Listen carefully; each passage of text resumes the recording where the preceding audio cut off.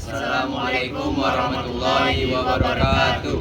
Kami dari sesi 0380 mata kuliah akuatik di bawah bimbingan Bapak Berto Apriano SPD MPD dan Bapak Atolinial SPD MPD. Di sini izinkan kami memperkenalkan diri.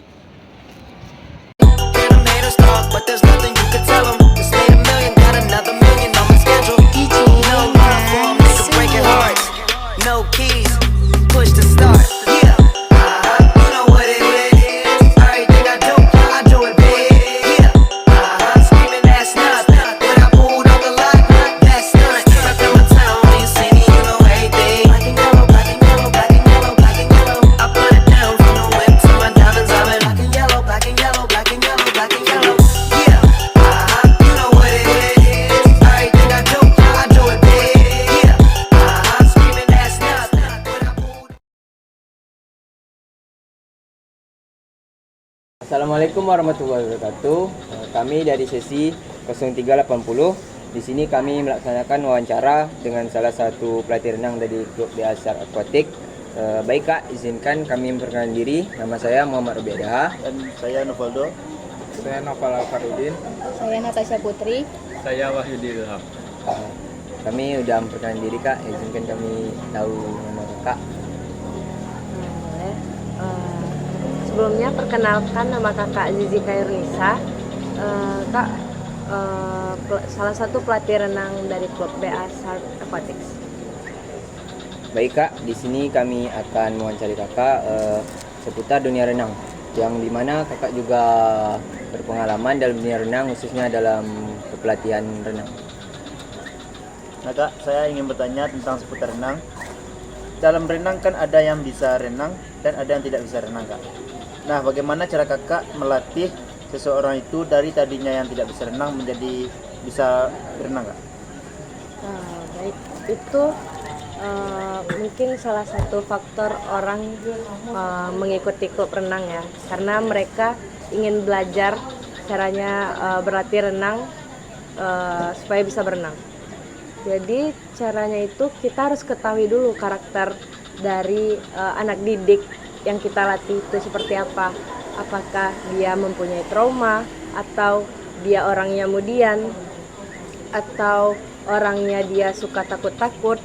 Kita harus tanyain dulu sama dia, kamu ada trauma nggak sama air? Atau kamu takut air nggak? Atau kamu susah berenangnya karena apa? Apa karena pernafasan? Kan biasanya orang berenang tuh banyak masalahnya gitu, mungkin dari pernafasan atau gerakannya yang salah, atau mungkin badannya yang nggak seimbang gitu kan. Nah mungkin contohnya kakak ada tuh murid renang, itu tipenya dia tuh umurnya sekitar 5 tahun, jadi dia emang disuruh privat renang sama orang tuanya. Jadi kakak tanyain dulu dia belajar renang tuh kan, apa ketakutan dia di air. Kita tuh kalau untuk anak kecil ya, kita ngajarinya kita harus ngenalin air dulu sama mereka. Jangan langsung ke tahap dia bergerak, karena nggak semua orang yang berani sama air, apalagi di kolam. Pasti banyak anak-anak kecil yang parno sama kedalaman kolam kan. Jadi kakak tanyain dulu sama dia, namanya siapa ya kak, lupa. Pokoknya anak didik kakak, dia tuh masih kecil kan, terus kakak tanya kan, kamu takutnya apa di air? Dia takut masukin kepala, itu masalahnya. Terus kakak itu ngobatin dia takut masukin kepala itu sekitar 7 kali pertemuan.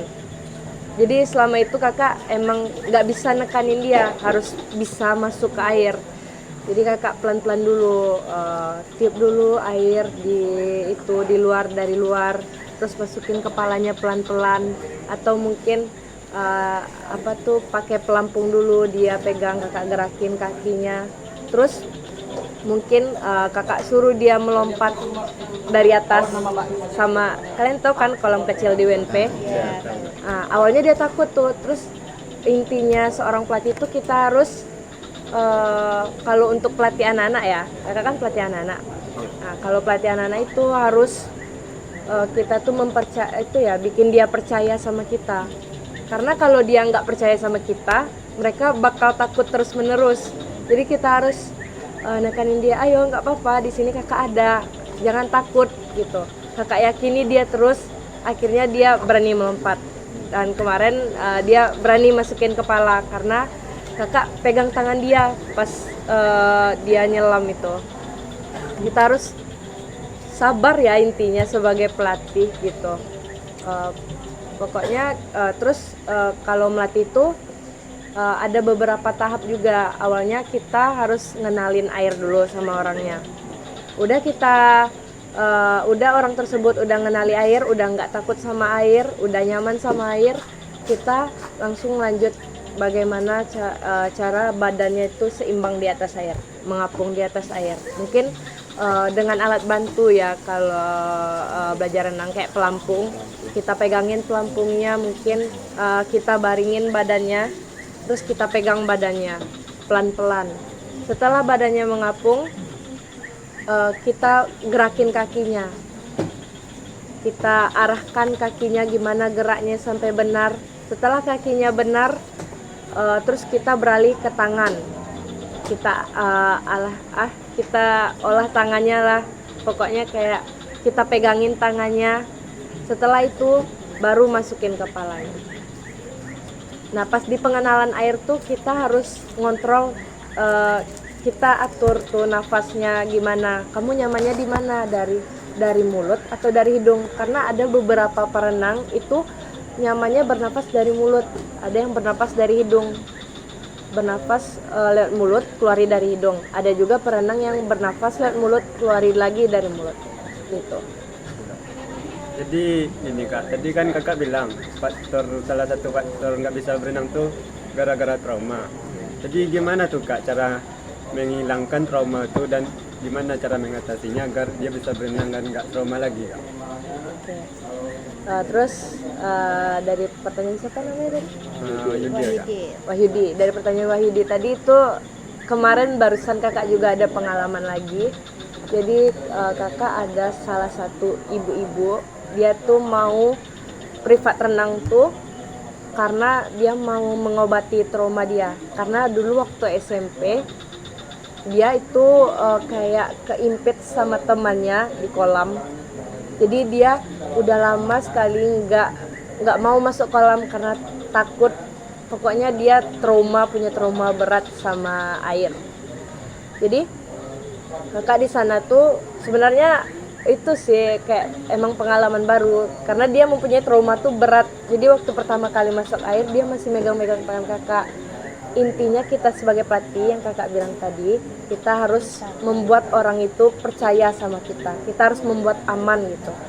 Kita bilang, Bu, aman, nggak apa-apa, di sini ada Zizi yang megangin. Jadi dia percaya sama kita kan.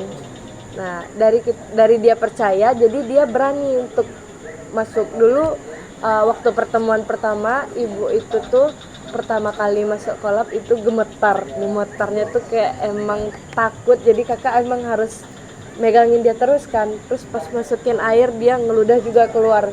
Ibu nggak bisa tuh bernapas sama air. Oke Bu, coba duduk dulu di pinggir kolam, kakak bilang. Tarik nafas dulu, buang. Kita bikin rileks. Intinya di dalam air itu kita nggak boleh merasa takut sama air, harus rileks. Karena kalau pikiran kita kemana-mana di air, otomatis panik. Makanya banyak orang yang nggak bisa renang karena pikiran yang panik. Kalau dibilang sekarang bahasa Gen Z-nya itu overthinking lah, takut tenggelam lah, takut mungkin masuk air lah. Jadi kita intinya harus bikin percaya orang tersebut supaya traumanya hilang. Baik kak, saya ingin bertanya tentang ada nih kak, kawan saya tuh kak, dia satu sesi dengan saya kak, satu kelas. Dalam matkul akuatik itu kak ada ujiannya kak, 200 meter gaya dada, 200 meter gaya bebas. Di sini dia mengejar kali kak, mengejar banget untuk 200 meter gaya dada itu kak, sampai dia putuskan berhenti untuk merokok, mulai jogging dan lain sebagainya. Tapi sampai sekarang dia masih belum bisa kak untuk menguasai gaya dada tersebut. Itu apa kendala. kendalanya? Oke. Mungkin dari faktor kesehatan dia udah bagus sekarang ya. Tapi balik lagi kan faktor tidak bisanya renang tuh banyak faktornya. Mungkin dari pernafasannya, cara kita bernafas di air tuh pertama tuh kita nggak boleh tergesa-gesa. Kan kadang ada orang nafas kayak, kalau nafas kayak gitu tuh otomatis semua nafas kita keluar. Jadinya makanya orang tuh banyak sesak, cepat habis nafasnya kan. Jadi cara nafas di air tuh emang harus pelan-pelan. Kita harus rileks mengeluarkan. Kayak kita mengeluarkan udara di darat, rileks kayak pelan-pelan aja kita ngeluarinnya. Terus itu mungkin faktor dari gerakannya. Jadi kayak dada, mungkin waktu dia membuka kakinya itu mungkin terlalu lebar. Jadi banyak energi yang habis karena membuka kaki terlalu lebar. Jadinya dia nggak sampai. Makanya itu kita emang kalau belajar renang tuh emang nggak bisa harus sekaligus. Kalau misal mungkin kalian belajar gaya dada, langsung nyebur ke kolam, langsung buka ini, langsung ini, nggak ada tahapannya. Kalian harus belajar satu-satu dulu, mungkin dari pernapasan, dari cara kalian mengapung, menyelam, cara kalian menendang kaki, dari gerakan tangan, dari keluar masuknya kepala, pernafasan. Intinya renang tuh mungkin banyak masalahnya di pernafasan kan. Intinya tuh di pernafasan. Jadi kita tuh emang harus mengatur pernafasan lebih rileks lagi. Kak, apa sih tips kakak untuk melatih anak didik kakak untuk menjaga ritme gerakan saat berenang agar tidak cepat lelah? Intinya itu kalau renang biasa ya, biar nggak cepat lelah, itu mungkin dari gerakannya nggak salah yang kakak bilang tadi. Soalnya kalau gerakannya udah salah, kalian tuh pasti bakal ngejar target gitu supaya lebih cepat, makanya cepat lelah gitu kan, dikepah diginiin terus kakinya, makanya cepat lelah. Intinya tekniknya tuh harus benar, dari kakinya tuh emang harus sesuai porsinya lah, nggak usah tergesa-gesa. Intinya tekniknya harus benar. Kalau tekniknya salah itu mungkin kalian akan cepat lelah lah berenang gitu. Itu aja dari kakak. Kak, kalau kan ada gaya bebas tuh 200 tuh, kalau caranya biar agar tidak lelah dalam pernapasannya tuh kayak mana, Kak? Mungkin itu untuk pemula ya. Mungkin kalau gaya bebas itu setiap itu sebenarnya kita ngambil nafas itu di satu arah. Kan pernah belajar akuatik dasar kan. Nah, mungkin kalau kalian mengambil nafas di kanan, kalian di kanan aja ngambilnya. Itu pun mungkin sekali kanan kalian ngambil nafas, kiri nggak lagi, kanan ngambil nafas lagi kayak gitu. Dan kalian ngambil nafas itu emang membuka ruang udara mulut kalian. Jadi kalian hirup udara di luar. Kadang kalian emang buka mulut tapi nggak menghirup udara, makanya itu cepat nafasnya pengap gitu. Pas di air itu juga ngeluarinnya pelan-pelan, gak usah, emang pelan-pelan aja ngeluarinnya.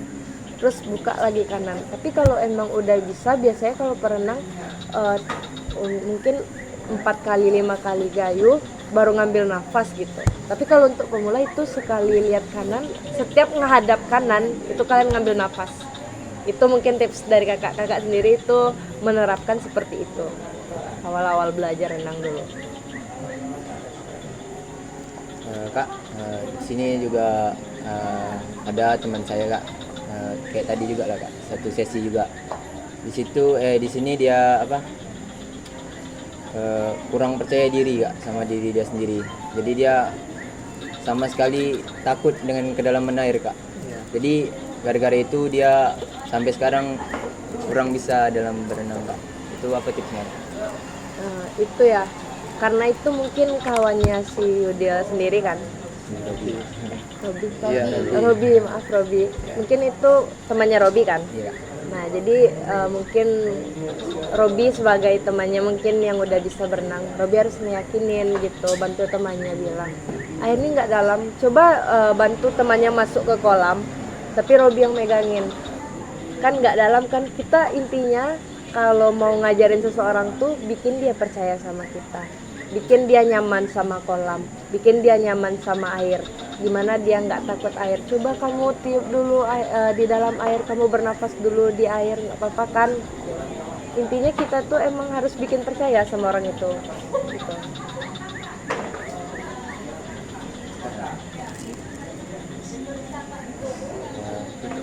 Baiklah Kak, sepertinya itu saja pertanyaan kami kepada Kakak. Terima kasih Kakak sudah menjadi narasumber dari wawancara kami untuk memenuhi tugas akhir wawancara akuatik tugas akhir 2. Terima kasih Kak. Sekian, terima kasih. Sebaik. Bye. See you next video. See you in the next video guys. Nah. Aduh, next week.